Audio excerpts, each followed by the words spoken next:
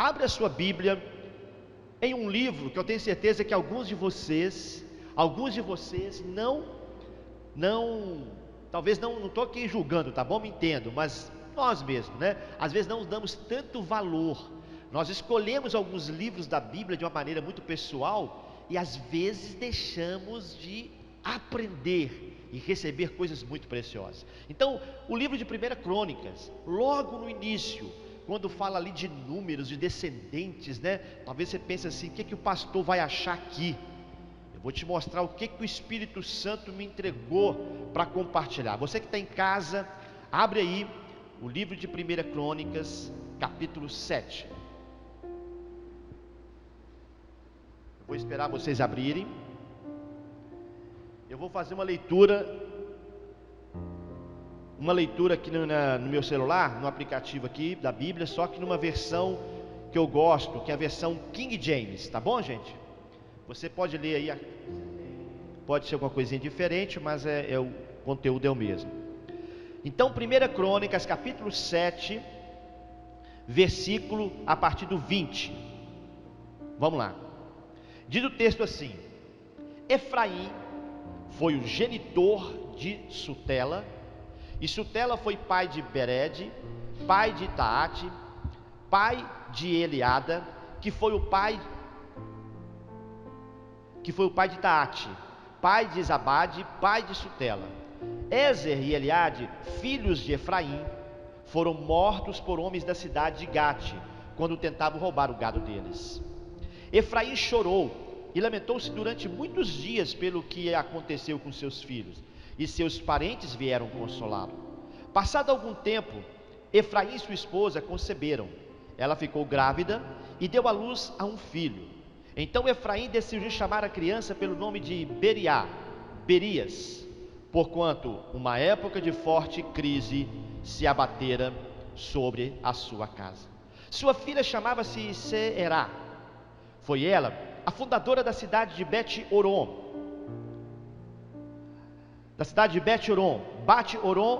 a Bet-Oron Baixa e também Uzen-Xerá. O filho de Berias foi Refa, que gerou Resef, que foi o genitor de Telá, pai de Tam, pai de Ladã, pai de Amiúde, que deu origem a Elissama, genitor de Num, que foi o pai de Josué. Meu Deus, quando você lê um texto desse, você pensa assim: o que é que tem de tão importante aqui para nós num culto de família? Hoje é um culto, primeiro domingo do mês, e temos colocado como propósito que é um culto de família. E estamos aqui reunidos, você em casa e nós aqui presencialmente em família. E a palavra que Deus colocou no meu coração tem um título muito especial: o que fazer quando uma crise forte abate os alicerces de sua casa? Se você puder repetir em casa ou aqui, repete: o que fazer quando uma crise forte abate os alicerces de sua casa? Queridos, é incontestável que muitos de nós e nossas famílias estamos passando por uma crise forte e que tem abalado alicerces. Todos nós podemos contar algo, uma experiência a partir de agora, e vamos contar para os nossos netos, e a geração futura saberá desse momento que estamos vivendo. Mas a questão é: o que fazer? Como se comportar diante de uma crise? Olhando esse texto, talvez a gente pense assim, um pouco confuso, está falando de genitor, de filho, de nome difícil, né, e tudo, mas querido, na Bíblia não se perde nada, tudo na palavra de Deus tem um valor, tem um sentido, uma explicação, um propósito. E essa história é a história de quem, gente? Efraim, a história de um pai, de uma família. Quem é Efraim? Filho de José, o mais novo. Filho de José, o mais novo, não é o primogênito, mas é o mais novo. José estava no Egito, lembram quando ele foi vendido pelos seus irmãos? Ele foi então para o Egito, e lá ele teve filhos, e aqui está 2 filhos, Manassés e Efraim. E Efraim, queridos, teve filhos, e aqui diz a palavra que 2 de seus filhos cometeram um crime. Dois de seus filhos, ele teve uma filha, teve um outro filho, e esses dois, que eu vou falar aqui sobre eles, né, o nome deles aqui, ó, Ezer e Eliade. Esses dois filhos cometeram um crime, eles tentaram roubar um gado do pessoal do território de Gate, né, que é os filisteus. Então eles foram lá e tentaram roubar o gado dos filisteus. Os filisteus se levantaram contra os dois e mataram os dois. Então, queridos, uma crise se instalou. Uma crise se instalou na vida desta família. A perda de dois filhos amados. Sabe que eles eram dois filhos amados, querido? Você percebe pelo nome que o pai dá. O nome de Esser significa tesouro. Olha só, aquele filho representava para o pai Efraim um tesouro. Ele chamava tesouro, tesouro, tesouro. Eu fico lembrando daquela família do Kiko, né? A mamãe chama tesouro, meu tesouro. Mas tá vendo aí? É mais ou menos. É tesouro, tesouro. E o outro filho, sabe qual que era o nome do filho? O significado de Eliade? Deus é a minha testemunha. Ou seja, eram filhos que faziam ele se alegrar em Deus. Era um tesouro, é o testemunho da graça, da bondade de Deus. Mas em um dia terrível, onde muitas vezes em nossas casas, em famílias, história da nossa família acontece, gente, dias de crise. Uma crise forte abate as estruturas, o alicerce da nossa casa. Aquele pai ficou desconsolado. Aquele pai recebeu familiares que tentaram consolá-lo, mas aqui eu vou mostrar para vocês que não funciona. Eles não conseguiram consolar, e aquele pai então fica arrasado por um tempo, que não sabemos quanto tempo, mas ele ficou muito arrasado, muito arrasado, queridos. E aí então, ele está com a sua esposa, e é um momento de amor, ele tem ali uma relação sexual, e daqui a pouco nasce um filho. Agora olha só que tristeza que acontece, talvez pior ainda do que a própria tragédia. Ele pega um menino, quem sabe ele olha, porque quem dava o nome para o filho era o pai, e ele olha e fala, e lembra tudo aquilo que ele passou, e ele fala: eu vou dar um nome para ele. E o nome que ele dá? Berias. O que significa Berias, querido? Olha só, grito de dor. Grito de dor. Ou pode ter o significado também de com tragédia. Com tragédia. Ou ainda pior ainda, pode se traduzir como desgraçado. Ou seja, ele tem o nome do filho representando toda a tragédia que ele sofreu. Ele deu o nome do filho perpetuando a sua dor. Uma crise, queridos, que trágico. Para mim é mais trágico do que a própria perda dos filhos. Ele estava perpetuando na vida dos seus descendentes, perpetuando na vida da futura geração a sua própria dor, a sua própria tragédia. Queridos, não podemos fazer isso. O que fazer quando vem uma crise sobre a nossa vida? O que fazer quando uma crise abate a nossa realidade familiar, gente? O que fazer? Eu quero te ajudar a pensar, porque o Espírito Santo me deu essa palavra, e que eu penso que nesses dias de crise, eu estou agora voltando a escrever novamente, vou escrever mais livros em nome de Jesus, e esse aqui vai ser uma das mensagens poderosas para falar sobre isso. Vai mostrar, olha, esse aqui vai trazer uma cura para muitas famílias, muitas, aqueles que já leram meus 2 livros sabem o que eu estou dizendo, são palavras reveladas e proféticas, isso aqui é palavra top. Então guarda aí, se você quiser anotar em casa, anote, ou até aqui mesmo, se alguém tem celular, anote aí. Primeiro, eu quero mostrar essas verdades, você vai entender que é verdade, né? Não tem como fugir disso. Primeiro, então guarde o seu coração, não existe conforto ou consolo humano para alguns momentos da nossa vida. Há tragédias que nós vamos sofrer ou estamos sofrendo, há perdas, há problemas, há crise, que ninguém, por mais que nos ame, por mais que ele esteja próximo de nós, por mais que ele se compadeça, como muitas vezes nós recebemos o abraço de alguém num luto da perda de um familiar ou de outra coisa, mas por mais, querido, que isso possa vir a nosso encontro, nunca vai nos confortar no nível da nossa dor. Então, primeira coisa, não procure conforto humano em alguns momentos da sua vida, porque você não vai ser satisfeito. Lembra de Maria Madalena? Estava chorando no sepulcro do Senhor, até anjos não conseguiram consolá-la, queridos. Sabe por quê, queridos? O único conforto que teremos diante de algumas batalhas, lutas e desafios da nossa vida é a fé na palavra de Deus e em suas promessas. Há momentos na nossa vida que a primeira atitude sua não é falar para alguém correndo do que está acontecendo, ou procurar ser confortado por alguém, talvez pelo pastor, pelo líder de célula, pelo esposa, o filho, isso. Não, há momentos que são tão difíceis, querido, que você tem que buscar apenas no Senhor. É nele. O primeiro lugar, o refúgio, o lugar secreto, é a palavra de Deus, é depositar a sua fé, é exercer um pouco de fé que talvez ainda tenha em uma palavra profética de Deus. Quem está entendendo? Uma palavra profética. Amém, queridos? Quando uma crise forte abater os alicerces de sua casa, se firme em uma palavra profética e em um propósito. Agora, pastor, por que você está falando isso? Vou te mostrar o segundo passo e por quê. O segundo valor que nós precisamos entender e absorver em nossas vidas nos tempos de crise. Está lá em Gênesis 48, 19. Se você quiser abrir, pode abrir, eu te espero. Você em casa pode abrir também. Gênesis capítulo 48. Diz assim no versículo 19: Mas o seu pai o recusou e disse: Eu sei, filho meu, eu sei, também ele será um povo e também ele será grande, contudo o seu irmão menor será maior que ele, e a sua semente será uma multidão de nações. De quem é esta palavra de bênção? E de quem é esta palavra de correção? Do avô de Efraim, Jacó.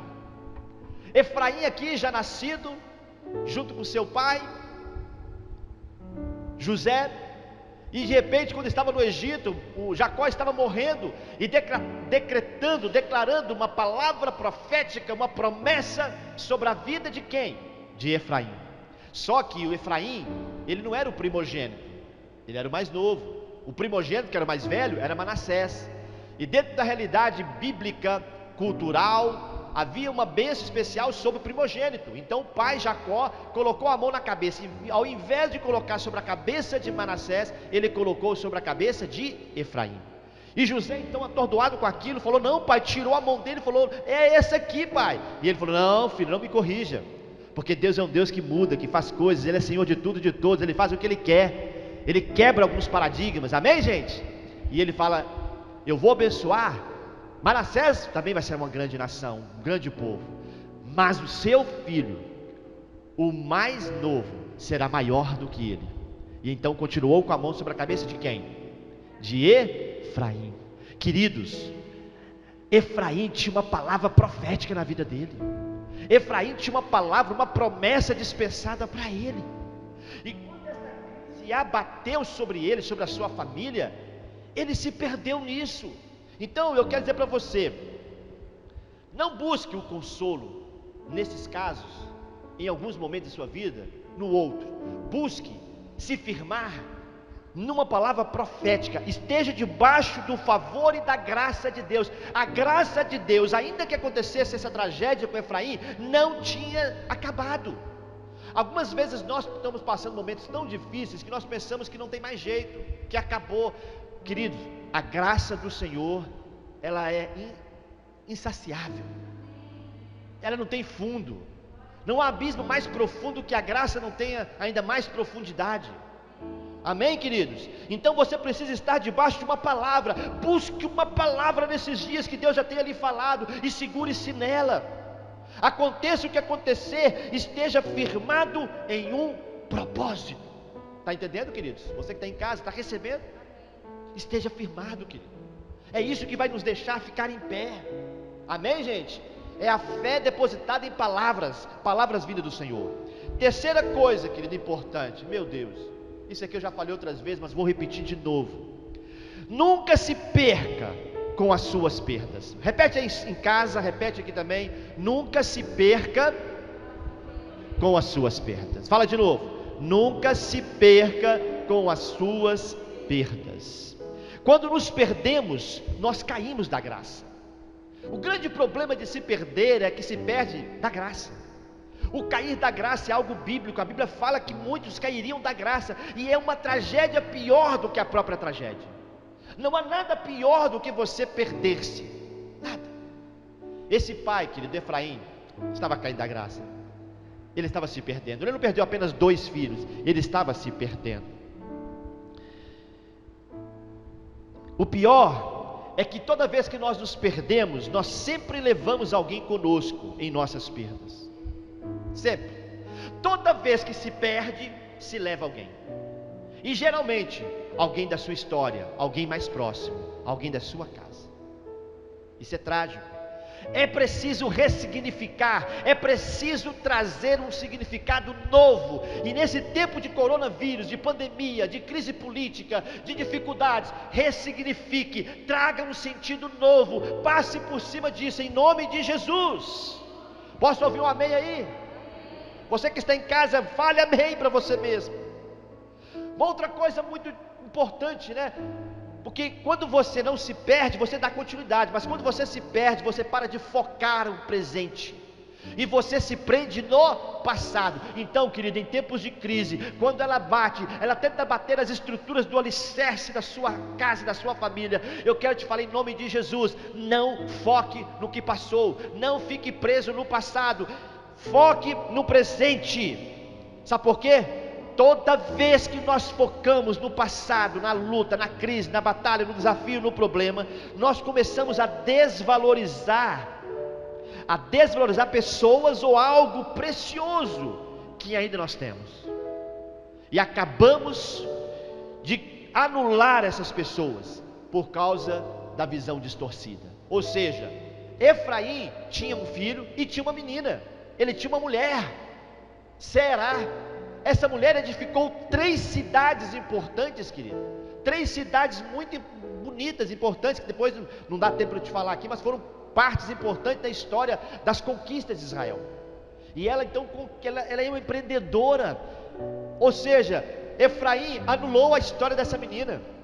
Ele não percebeu, ele não focou, ele não aproveitou que dentro da sua casa, ainda que em crise, ainda com dificuldade, ele tinha uma filha empreendedora, ele tinha uma mulher conquistadora. Quantas vezes, querido, nós estamos desprezando alguém tão precioso em nossa história, na nossa casa, por causa de um problema que estamos enfrentando, e acabamos deixando de lado alguém precioso, algo de valor. Sempre tem algo de valor. Quando aquele homem chega, o profeta, para a viúva que estava sem nada em casa, ele pergunta: tem alguma coisa em casa? Tem alguma coisa em casa? Ela fala o quê? Olha, eu não tenho nada, a não ser o quê? Um azeite, uma botija de azeite, um pouquinho de azeite. E ali então, talvez para ela, na visão dela distorcida das perdas, ela tenha pensado: mas o que é isso? Na visão de um profeta, é a possibilidade de um milagre. Na visão de uma palavra profética, de promessa, é algo extraordinário que vai acontecer. Tem coisas ainda extraordinárias dentro dessa crise, gente. Tem coisas profundas para nós tirarmos disso. É a nossa visão que vai valer se nós vamos conseguir ou não. É como você se vê, é como você enxerga. A crise é que vai lhe fazer ver o tesouro, os tesouros escondidos em tudo isso. Que coisa linda, gente. Que coisa linda. Quinta atitude ou valor que eu e você precisamos ter para enfrentar os dias difíceis, as crises que abatem muitas vezes as estruturas da nossa família. Analise e descubra se há brechas abertas em sua casa. Amém? Porque, queridos, há brechas. Sim, com certeza, muitas das crises que enfrentamos ou iremos enfrentar, muitas delas vêm de brechas que abrimos, deixamos. Você percebe que esses 2 meninos foram tentar roubar um gado. Ou seja, por quê? Efraim não percebeu que esses meninos estavam com falta de valores, de princípios que não estavam bem trabalhados. Ele não deu conta de que esses meninos já estavam vivendo talvez um estilo de vida pecaminoso, porque ninguém vai roubar ou tentar roubar alguma coisa de uma noite para o dia. Valores e princípios estavam perdidos dentro da família. Estavam perdidos. Resultados de escolhas talvez erradas, falta de um investimento diário na vida dos filhos, da família, de princípios da palavra, talvez preguiça, eu não sei. Mas as promessas de Deus não caem. As promessas de Deus não são em vão. O que acontece é que nós realmente caímos e perdemos essas promessas. Efraim estava se esquecendo dessas coisas. Deus havia falado: vou fazer dele uma grande nação. a linhagem dele será uma linhagem vitoriosa, abençoada, grande. E com o passar do tempo parece que ele não deu muita atenção, ele não investiu nos seus filhos, ele não trabalhou na família de forma adequada. Querido, cuidado, feche as brechas, amém? Feche as brechas. E agora uma coisa linda, que aqui então eu paro de falar da história do pai. O pai realmente, Efraim, infelizmente não conseguiu fazer uma ressignificação da crise da dor. O pai se perdeu um pouco na sua história com Deus e da família. E alguns talvez nessa crise do coronavírus vão também se perder. Mas eu quero declarar para você que está em casa e vocês que estão aqui presencialmente, essa história não precisa ser a sua história. Você pode agir diferente. Então agora vamos focar os nossos olhos para o filho. Que filho? O filho que nasceu, Berias. Berias recebe um nome difícil, porque agora o pai transfere para ele a sua dor. O pai quer perpetuar a tragédia e passa para o filho um legado de dor. Estigmatiza aquele garoto. Aquele menino cresce sabendo que ele era quem? Eu sou o filho da dor. Eu sou o filho que nasceu no tempo do coronavírus. Eu sou o filho quando meu pai perdeu tudo. Eu sou o filho de perdas. Eu sou o filho da desgraça. Eu sou o filho do grito de dor do meu pai. Ele podia ter vivido isso tudo, não é verdade? Mas esse garoto toma uma atitude. Ele fala, não. Pastor, como é que você sabe disso? Olha os filhos dele. Esse rapaz cresce, tem uma família e tem filhos. E o primeiro filho dele se chama Refa. Olha o nome aqui, ó. O primeiro filho chama-se Refa. Sabe o que significa Refa? Cura. Aquele menino decide mudar o seu destino, a sua história. Ele decide passar pela crise do seu pai, de tudo, e ele decide fazer um novo trajeto. E o primeiro momento que ele tem, a primeira oportunidade que ele tem, ele passa então para o seu filho agora, o descendente, o neto ali do seu pai, e ele fala, você agora é a cura, tem cura para esse problema, tem salvação, meu irmão, tem milagre para você e para mim, tem, amém, queridos? Refa, cura. E por onde aquele menino andava, a cura ali, ó, a cura, tem cura na sua casa, tem cura, fala, tem cura, para onde for, tem cura. Mas aí agora a bênção continua, porque a bênção é assim também, do mesmo modo que o mal, ele vai como perpetuando também, a Bíblia fala que uma onda chama outra, ao ruído das catatumbas e tudo, mas a bênção também é assim. Então aquele menino tem filho, e o nome do outro filho qual é? Do seu descendente? Chama-se Ladã. Sabe o que significa Ladã? Você passa aqui, você acha assim, isso aqui está solto, né? É só um nome difícil daquela época. Não, Ladã significa colocar a coisa em ordem, ou bem ordenado. Ou seja, a geração já estava se ajeitando, as coisas sendo colocadas em ordem. Querido, aconteça o que acontecer nesse tempo de pandemia, dificuldade financeira, de crise familiar, olha, há esperança, tem cura, tem ordem para nós, tem ordem e progresso. As nossas atitudes vão fazer toda a diferença. E aqui então as gerações foram sendo mudadas, e eles foram, olha, cura, ordem, vamos lá, vamos pôr as coisas no seu lugar, e foram de fato colocando. Olha que coisa linda, sabe o que acontece? O próximo descendente, quem é? Quem é o próximo descendente? Num, e depois Josué.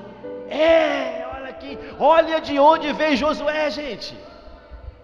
Olha, o nome Josué significa o Senhor salva. Ou seja, tem cura para a sua casa, tem ordem para a sua casa, tem salvação para a sua casa, para a sua família, para a nossa igreja. Em nome de Jesus, dá uma salva de palmas aí, glorifica o Senhor na sua casa também. Que palavra linda, gente. Que coisa espetacular. Você pode vencer esses tempos sim de crise. A crise não precisa derrubar os alicerces da sua casa, ela pode até abater, ela pode até te chacoalhar, mas ela não vai te destruir. A igreja do Senhor continua. Tem gente agora na igreja que por causa da pandemia vai criar mais motivo ainda para não participar de cultos, para não participar da vida da igreja financeira, para ficar calado, para não pregar o evangelho, para não ler a Bíblia, para ficar em casa fazendo o quê? Se movimente, haja. Para de ficar sofrendo a sua própria dor e a sua dificuldade. Ressignifique e faça o que Deus tem para fazer na sua vida. Há promessas lhe esperando, há palavras proféticas que foram feitas para você, segure-se nelas. Amém, queridos? Que coisa linda, gente. Que coisa espetacular! E aqui eu quero encerrar ministrando agora nesse momento a ceia do Senhor. E quero dizer para você, as coisas iam mal na casa de Efraim, mas através de atitudes novas, de mentalidade diferente, de posturas espirituais, de firmeza, a história acabou linda, transformando uma geração de conquistadores abençoados, uma grande nação. Que coisa maravilhosa! Esse é seu destino.